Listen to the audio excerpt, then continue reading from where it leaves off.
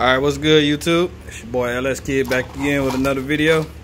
So this is a video of what I got going on for today. I'm going to be trying to install my harness and stuff, run it to how I want to run it.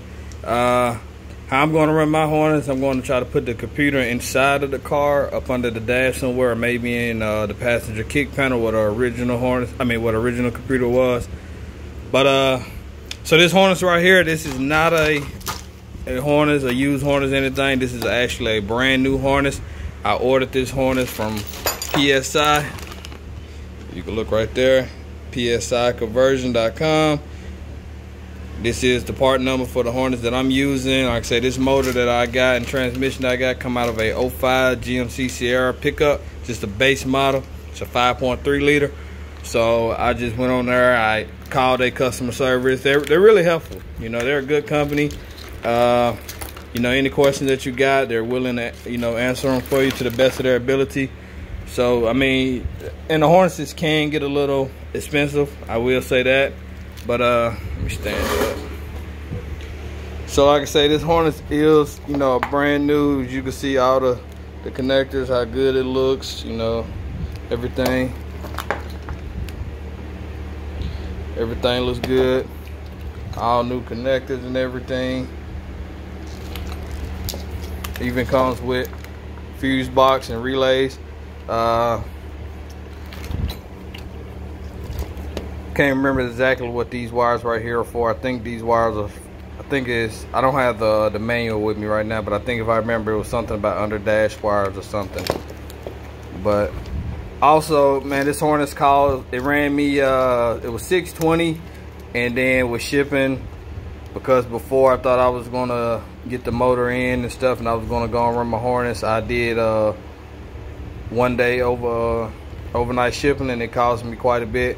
But the harness without that shipping was like $620.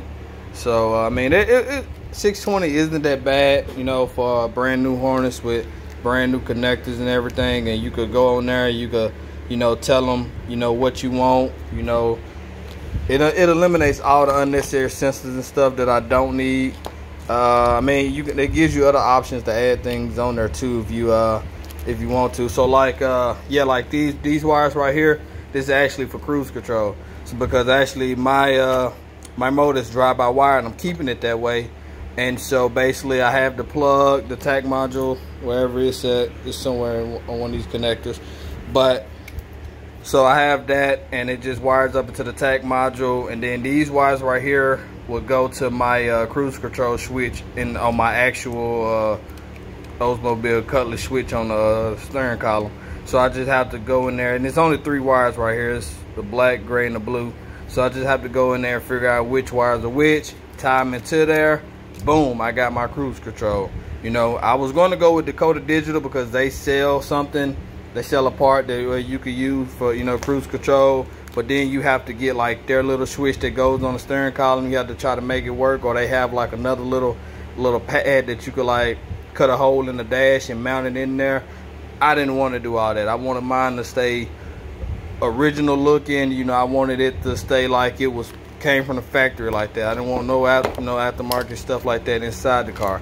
I want it to look original all on the outside, on the inside, but when you lift up the hood, bam, has a brand new heart inside of it. Yeah, man, like I say, these are some, I think it wasn't bad for the price. It came with the wire loom and stuff already on there. They got it taped up and everything. Like I said, it does come with a manual that'll tell you which connector is which, what it goes to. Has all my injectors, like right here. Boom, has all my injector connectors on there for me. Yeah, it even has the cord pack. The cord packs on there too. The cord pack hookup, wherever it's at, it's one of these. But I even got, for my electric transmission, for my 4L60, has the hookups for all of that. I don't think I could, complain about it. Like I say, man, PSIconversion.com. Check them out. They're a good company. You see, like, focus.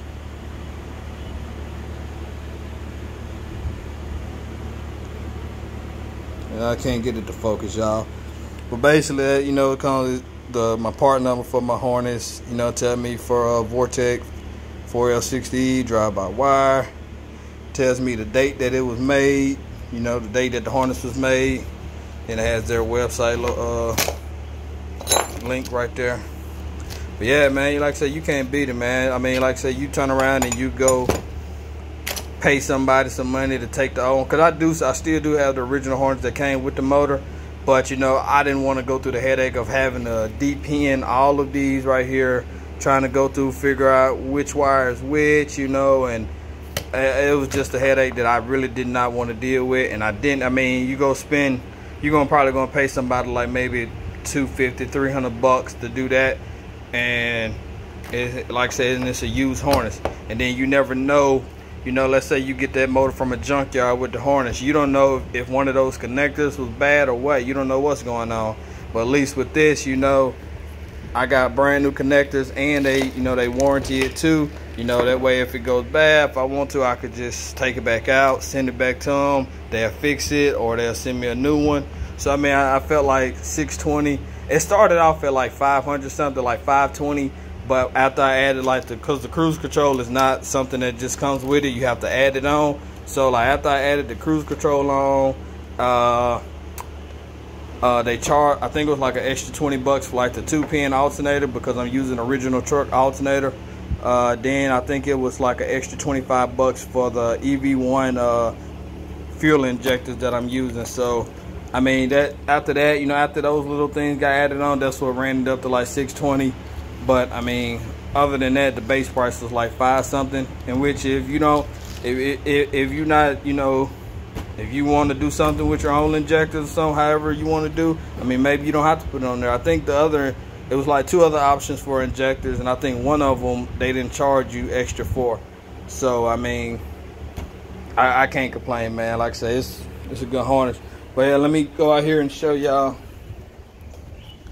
where I'm gonna try to run it to. So I got the starter in earlier.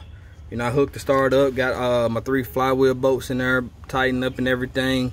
With this, I'm gonna try to use the original little starter, the wire that came from the battery to the starter. I left it hooked up when I took it out. I never even unhooked it. But what I'm gonna do is, let me zoom in a little bit.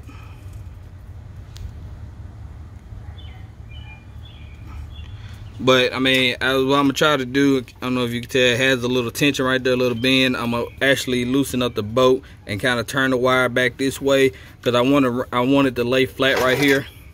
And then I'm gonna come around, and then I'm probably